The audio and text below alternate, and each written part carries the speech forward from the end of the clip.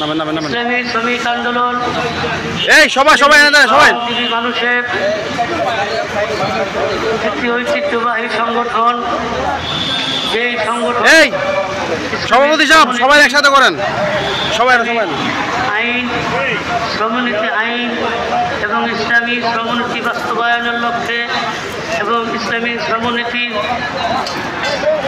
প্রতিষ্ঠার লক্ষ্যে সবাই একসাথে থাকেন। ইসলামী শ্রমনীতি বাস্তবায়নের লক্ষ্যে কাজ করে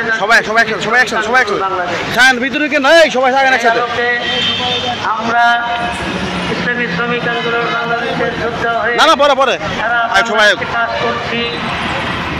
সবাই একসাথে আমি মাঝখান যান আমির ভাই কই? আমির ভাই এখন সংগঠন আমার একটি সংগঠন।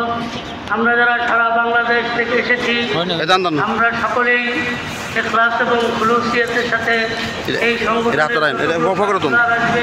সবাই যতগুলো কাজ আমাদেরকে দেওয়া হবে